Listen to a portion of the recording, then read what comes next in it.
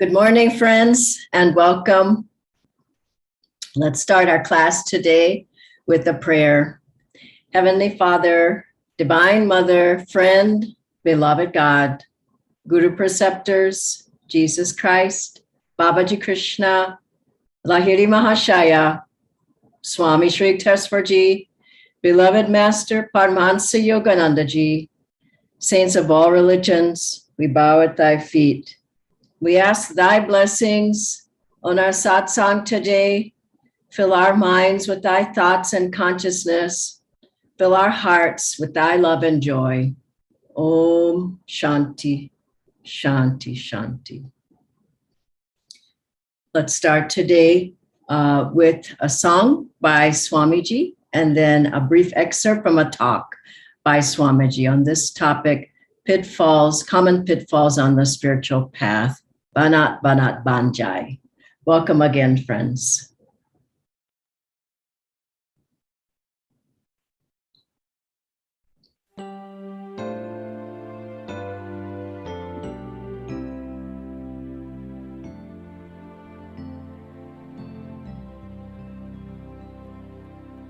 Walk like a man, even though you walk alone.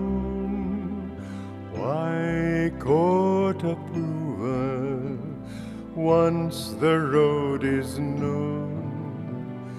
Let come who will, but if they all turn home, the goal still awaits you. Go on alone.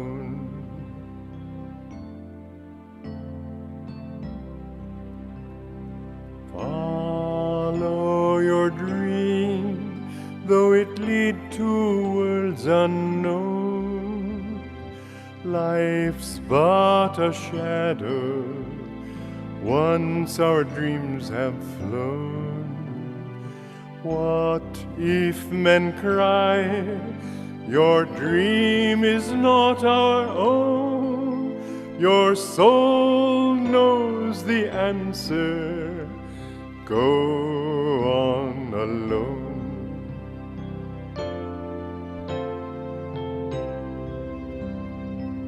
Give life your heart, bless everything that's grown. Fear not the loving, all this world's your own. Make rich the soil, but once the seed is sown, seek freedom, don't linger. Go on alone.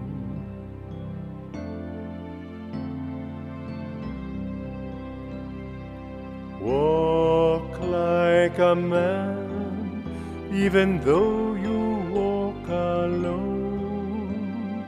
Why court approval once the road is known? Let come who will, but if they all turn home, the goal still awaits you. Go on alone. Go on alone. Go on alone.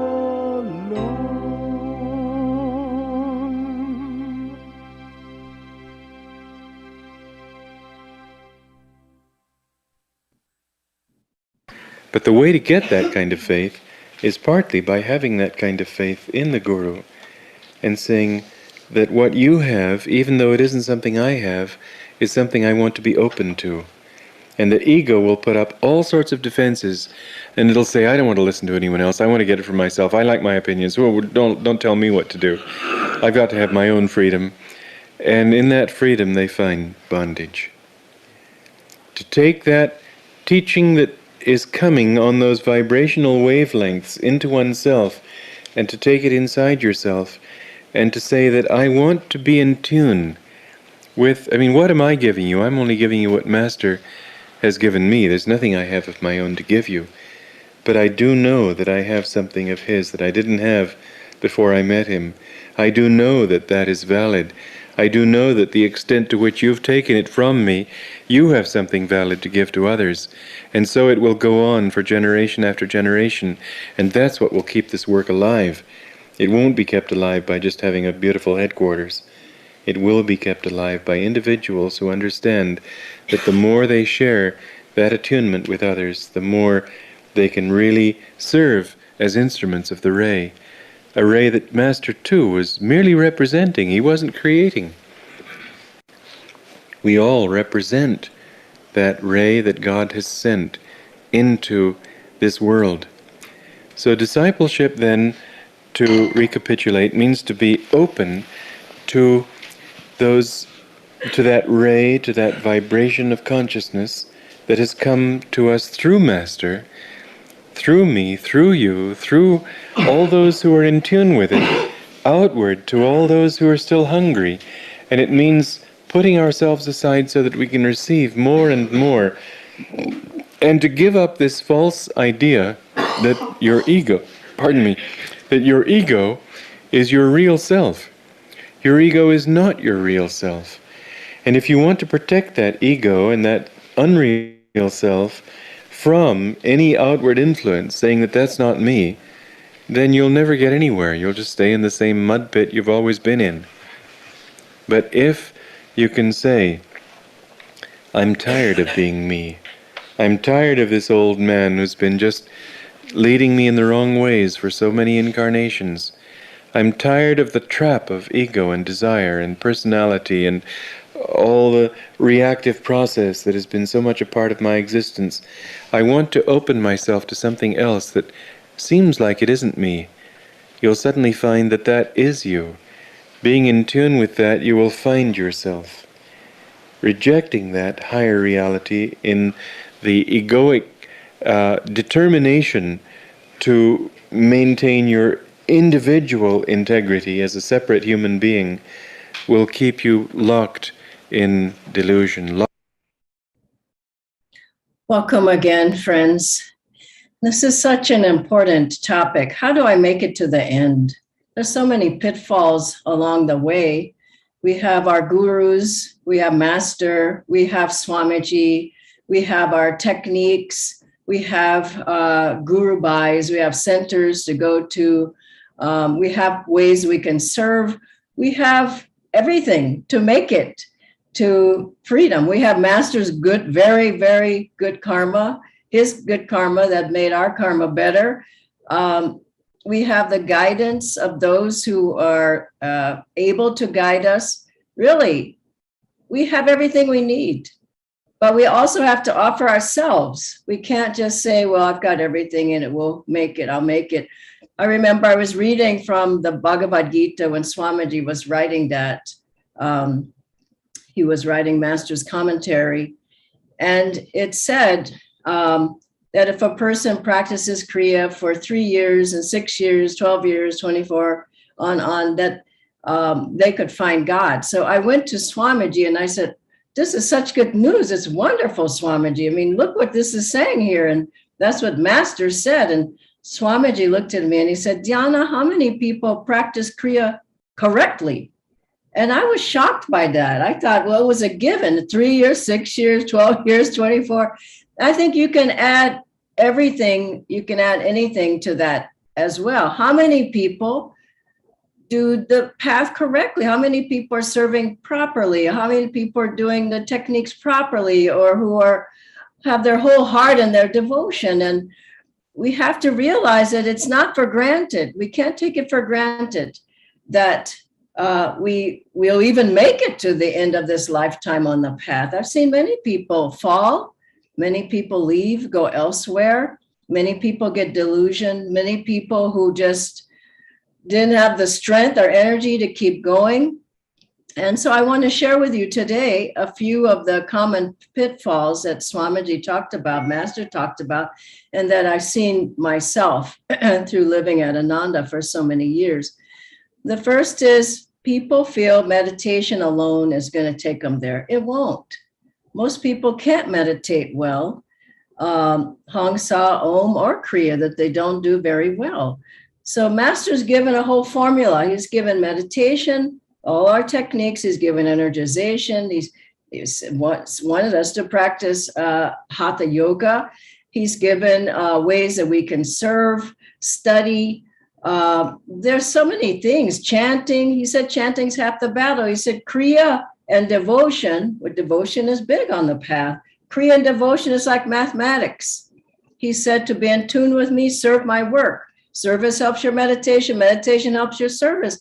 So it's a formula that Master gave. If you do these things, it's not just I sit in my room and I try to meditate half the time. Maybe you're sleeping or in a subconscious state. Everything together is moving you along the path. And one without the other, you're just not quite making it. I remember Swamiji told us that Master told him about devotion. And keep in mind, Master said before that chanting is half the battle. My goodness, half the battle of the path is chanting, meaning opening your heart.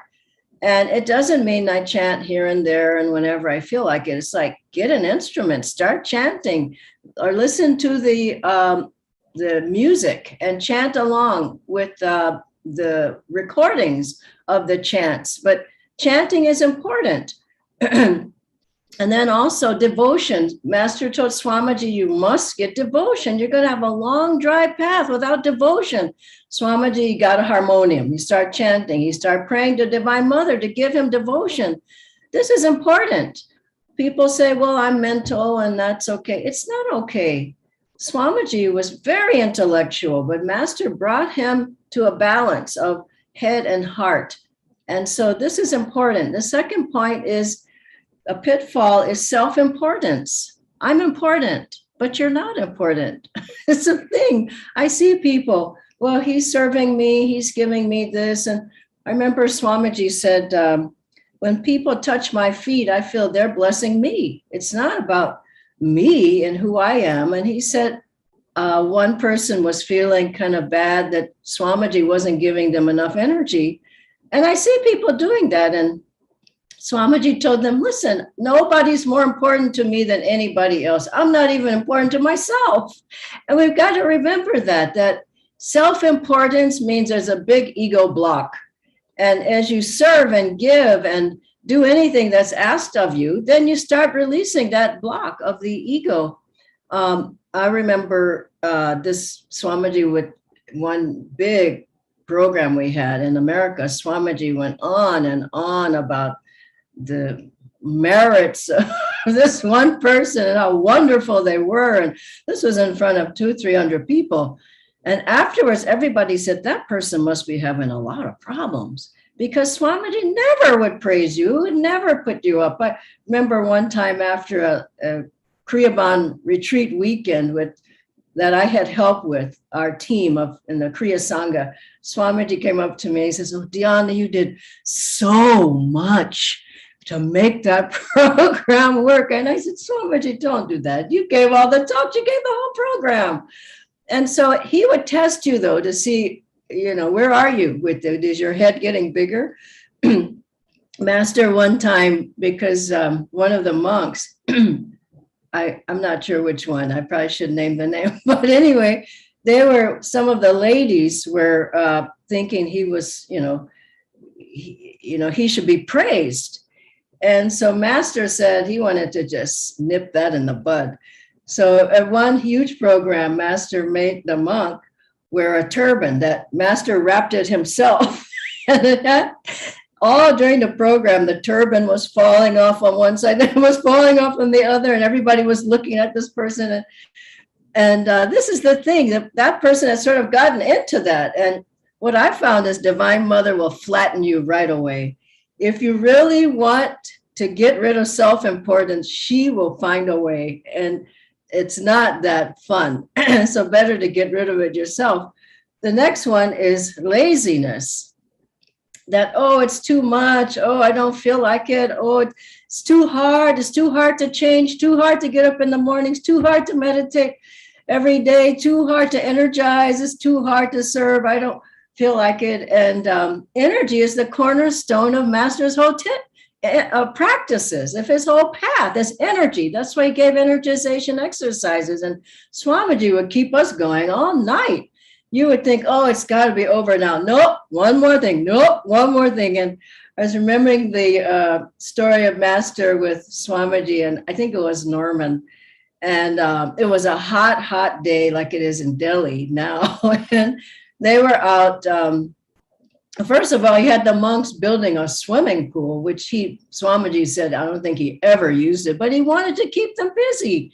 And then one day there were some mounds. I think it was from the swimming pool.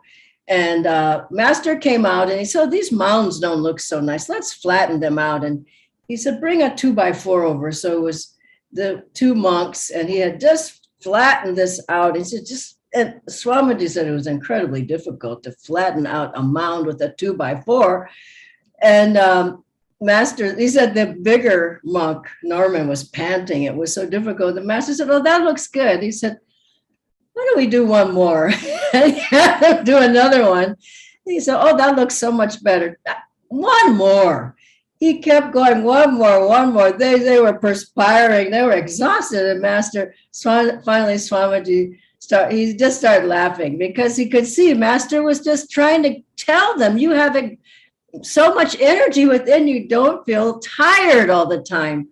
And so Master said, I was playing with you. Now go have your lunch. And the next one is I have just two more, lack of satsang. Now, some people become their own guru, feel like they don't need satsang. I've learned all I need to learn, and now I'm on my own. Wow, that's a big delusion. There were a couple of monks. The Master told them to come regularly and see him at Mount Washington or in Sanitas, wherever he was. And one came all the time, one never came. And Master said, look at this one. He's just soaring. And the other one, he's bogging down because he never comes. And I see that people don't come to satsang. Oh, I don't need satsang anymore. I've been going for years. People don't go online. This is one of the main reasons I went to the US. Satsang with peers, with guru bhais, talk with Jyotish and Devi. I have walks with them almost every day, talking, discussing things, and vibrational exchange is so important. And meditating in Swamiji's house, and just being able to be in that vibration. And so lack of satsang is one of the things that brings you down. I remember one time I was leaving from Italy, moving back to America after living in Italy for 7 years. And after going to Africa, after Italy for nearly 3 months, and then coming back to America. And then Swamiji wrote and said he had a program coming up in America and that we should attend that program. So we already had our tickets, and I thought, oh gosh, and how are we going to change the tickets? The change fee was expensive, and so I just said he'll never know. He just won't go. And Swamiji met us at the airport, and he said, "Why weren't you at the program?" And I tried to make excuses, and that's what people do, one excuse after another. He said, "I don't want to hear it. You should have been at the program." Now, that was so important. He didn't need me at the program. I needed to be at the program.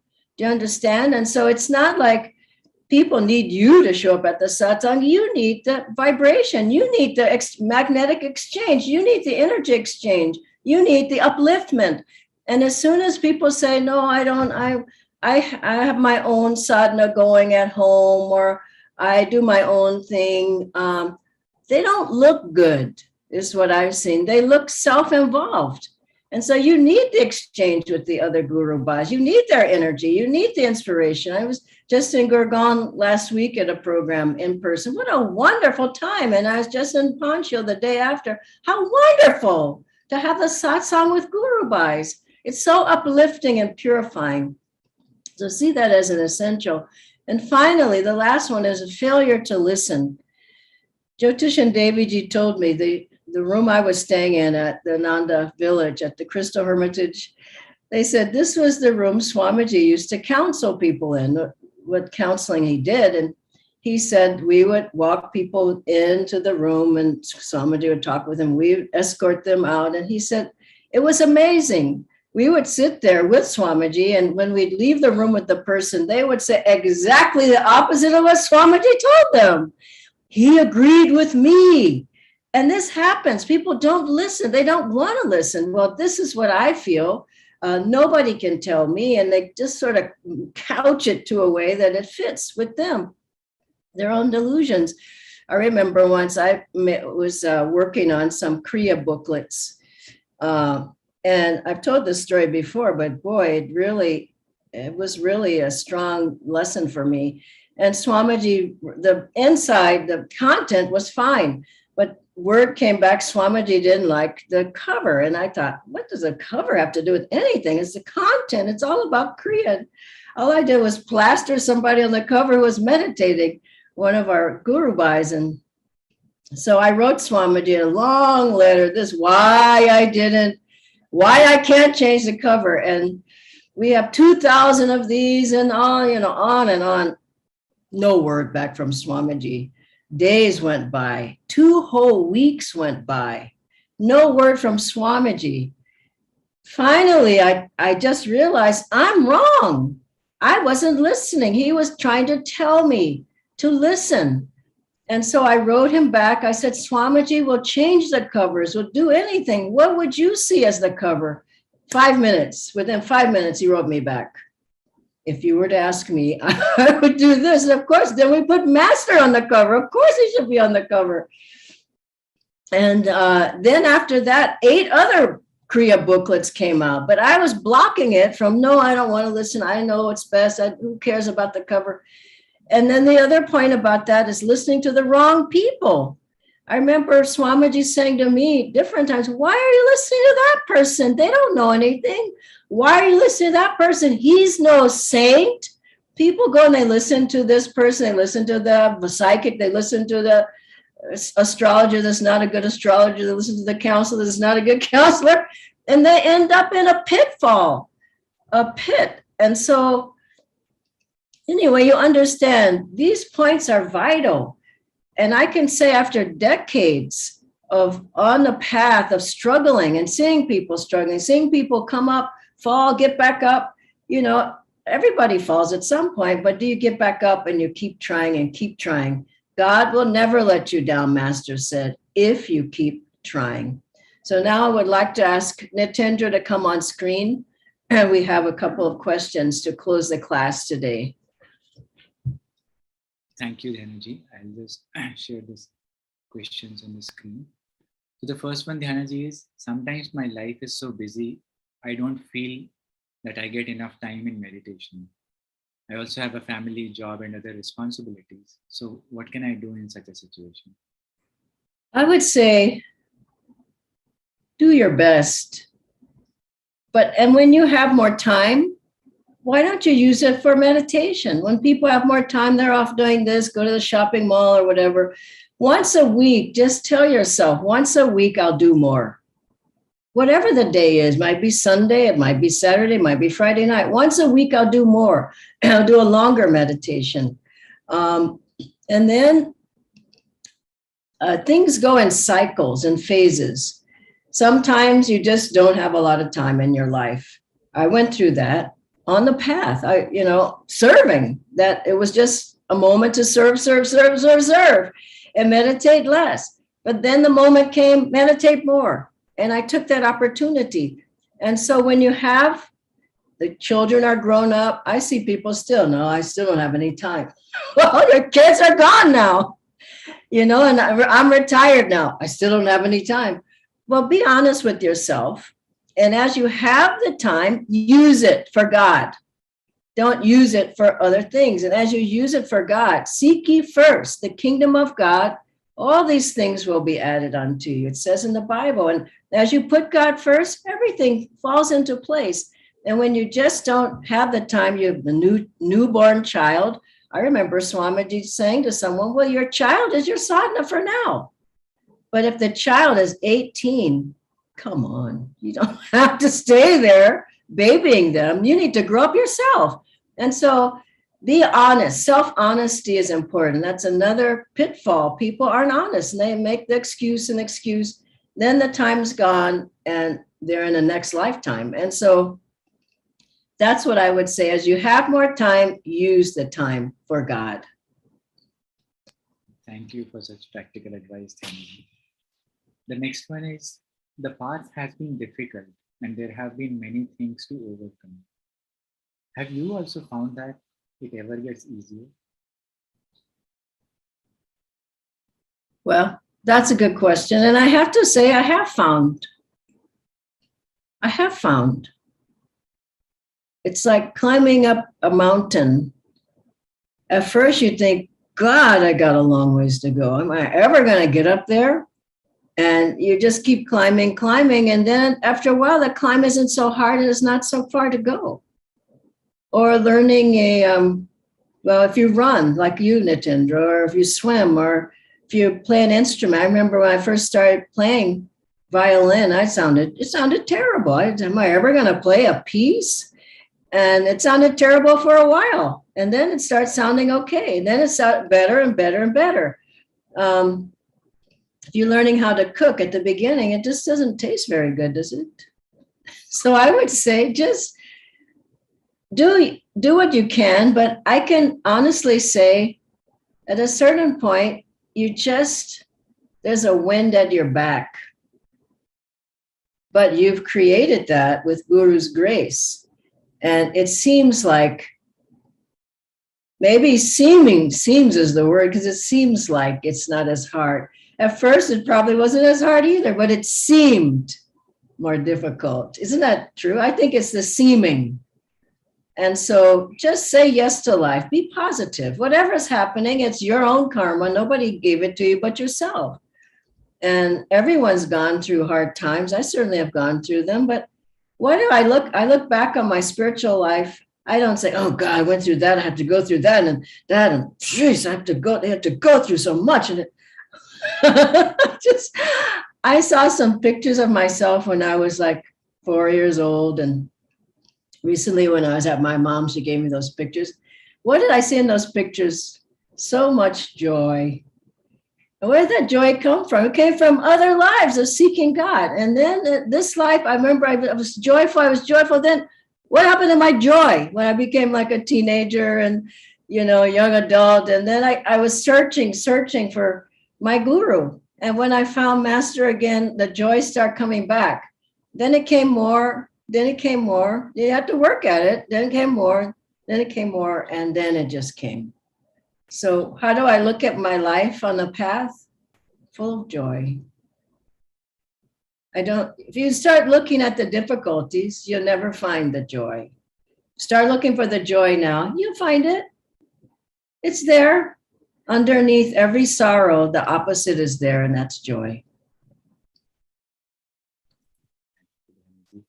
One last question, Dhyanaji. I know I can only do so much, and I'm counting on God and Guru's grace and the power to pull me through to the end. Now, is this what happens? Definitely. That's the wind at your back. 25% is your efforts. Now, that's just not a lot of the equation. I think of it. What if Master had said 100% is all for you, and I'm not going to do anything for you, and there's no techniques, just try it. I mean, look at all he's given us. He's given us everything. And then guaranteed 25%, but that means you got to put everything in there. You can't say it's 25%. I can sit on the couch. And 25% Guruji's power to change you. Every time you're doing Kriya, every time you do service, every time you chant, your consciousness is changing. You're burning up karma. Every time you chant Om, you're doing the Om technique, Hong Sa, you're changing. Every time you're kind to people, uplifted, happy, joyful attitudes, you're changing yourself. Master's changing you. He's changing you. You got to affirm, my Guru's changing me. You're changing yourself, and then he puts in 25%, and the rest, we're holding our cup up to receive God's blessings that are ever flowing, and 50% is God's grace. That's a lot. Remember, Swamiji said to Devi Ji, she said, I'm trying this, I'm doing that, I'm affirming, I'm doing meditation, I'm energized, I'm doing everything, and I don't feel like I'm making any progress. And Swamiji said, the techniques are good, but these things mainly come from grace. Isn't it true? 75% is grace. What does that mean? You got to get Master's hand and cling to it. When the biggest storms come through, I'm holding my Guru's hand, no matter what happens. Instead of saying, oh, I'm out of the race. And as I see people, oh, there's a problem. I'm out of the race. Oh, I had a delusion. I'm out of the race. And how long do you want to be out of the race? Incarnation after incarnation. One man, Swamiji, Master told him, if you leave now, it's going to take you 200 incarnations to come back to this point in your spiritual growth. And the man left with Master there. So it's not, this is not easy. But I mean, what a great boon that we had Swamiji and have Swamiji guiding us. I would have fell off long ago. Hadn't Swamiji said, get back up, get moving, move it, serve. And you try to come to Swamiji with the problem. He said, here, do this. Swamiji, can I talk to you? Do this now. I got another problem. Do this. And he just kept your energy going. And I think he made up jobs for people just to keep their energy going. So just realize you have everything you need. Just keep going. Keep with positive people. Keep with positive guru buys, not the negative ones. I can't do it. You can't do it either. Keep with people strong-minded. Keep up with people who are willful, got strong aura. I was telling a group the other day, you got to have a big aura. What is your aura? Your aura is small. You're not practicing enough. Increase that spiritual aura through your will, through your affirmations, through Kriya, through energization, through everything. And you can get there. Finally, I'll say one time I was barely hanging on. I went to Swamiji. He blessed me at the spiritual eye. He says, Dhyana, you can do it. That gave me so much strength. Half of the path is convincing yourself that you can do it. So say, yes, I can, I will. And go for it. If you want to make it, you can. If you want to sit on the sidelines and wait 200 more lifetimes, go for it. But Ananda is a community of warriors, spiritual warriors, going for God in this life. God bless you all. And thank you, Nitendra. Bye-bye, everybody.